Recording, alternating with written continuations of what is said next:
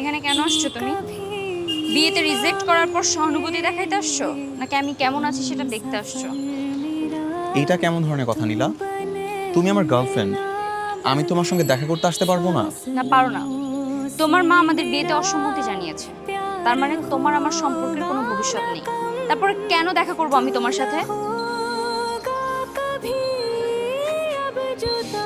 আমার মা অস্বীকৃতি জানিয়েছে, আমি তো জানাইনি।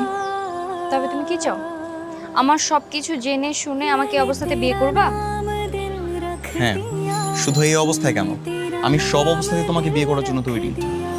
ঠিক আছে, চলো তাহলে আজকে এই মুহূর্তে আমাকে বিয়ে করতে হবে তোমার, তারপর তোমার বাড়িতে নিয়ে যাবে। পারবে?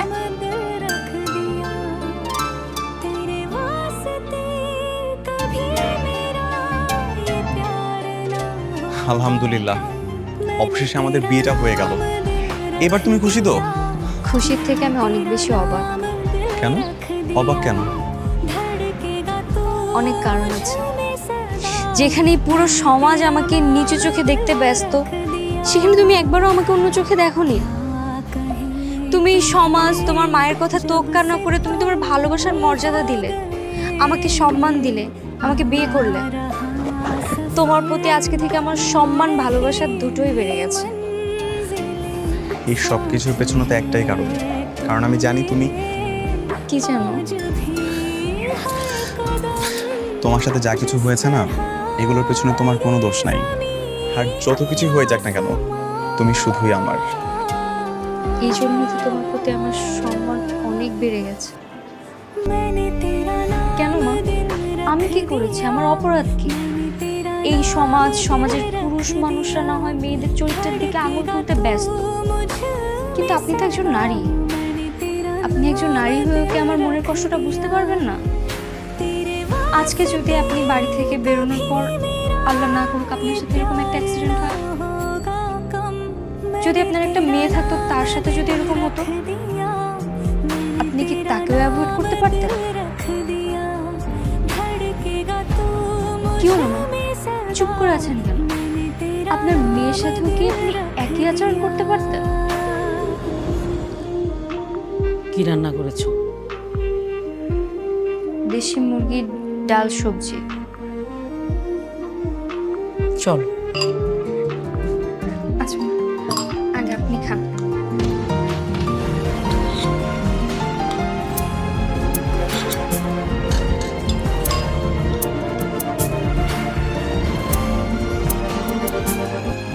আমার মনে হয় কি, মাও যদি এখন তোমার প্রায় কোনো রেগে নেই, কোনো অভিযোগ নেই মায়ের, আর তাছাড়া পরিস্থিতিও ঠান্ডা আছে, তুমি না এইসব ঝামেলা থেকে বের হয়ে আসো।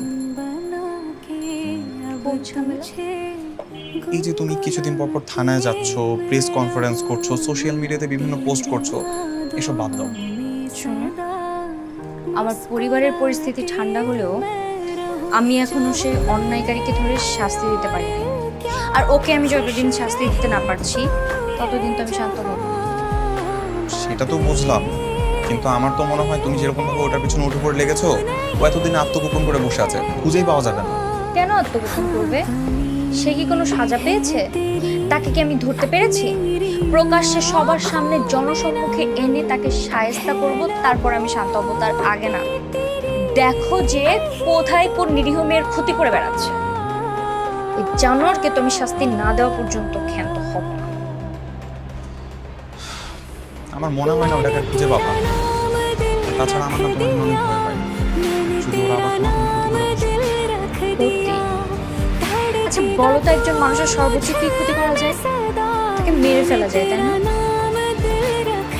আমার মৃত্যু তো সেই দিনই হয়ে গেছে। এখন আমি আর কোনো কিছু ভয় পাই না। আমি শুধু একটা জিনিসে চাই, আমার সাথে যে অন্যায়টা হয়েছে সে অন্যায়ের বিচার হোক। স্যার, আমি নীলা।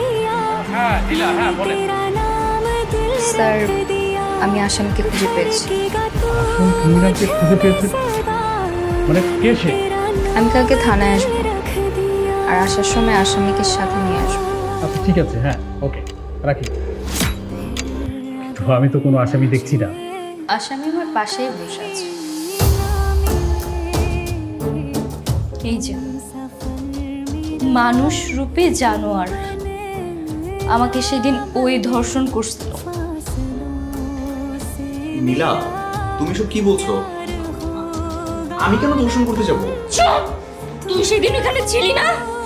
তুই সেদিন আমাকে ধর্ষণ করিস নাই? এই এই জানোয়ার! নীলা, পাগলামি করো না। একটা কথা বলবি না তুই?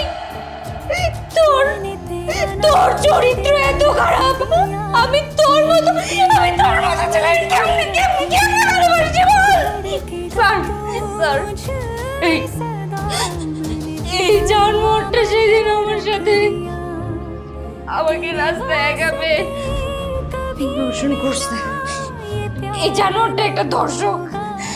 ওকে আপনি জেলে ঢুকান, ওকে আপনি শাস্তি দেন। তোর শাস্তি হওয়া উচিত, তোর শাস্তি হওয়া উচিত। প্লিজ থানার মধ্যে কোনো রকম সিনক্রিয়েট করবেন না। ছাড়ুন ওনাকে, ছাড়ুন। থাকবে না? হ্যাঁ।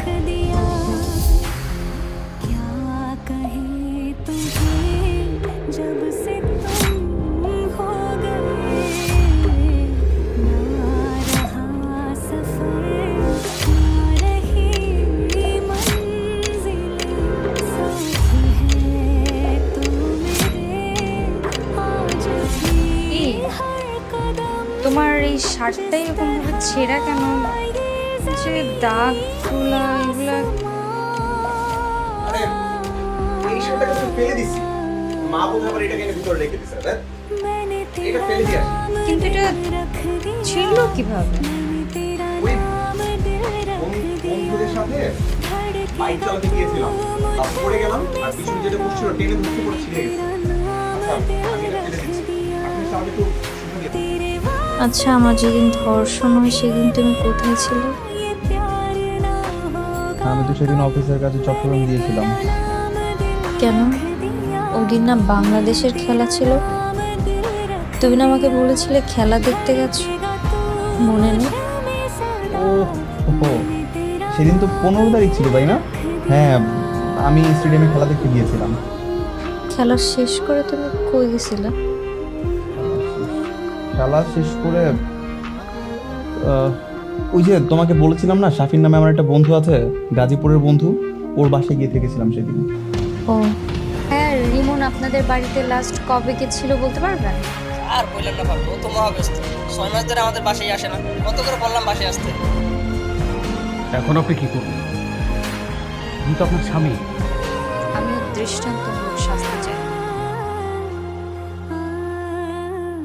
নীলা, তুমি অন্যের অভিযোগ ঘাড়ে নিয়ে আমাকে ফাঁসালে। কাজটা তুমি মোটেও ভালো করোনি। অফিসার, আইন অনুযায়ী নীলা আমার স্ত্রী।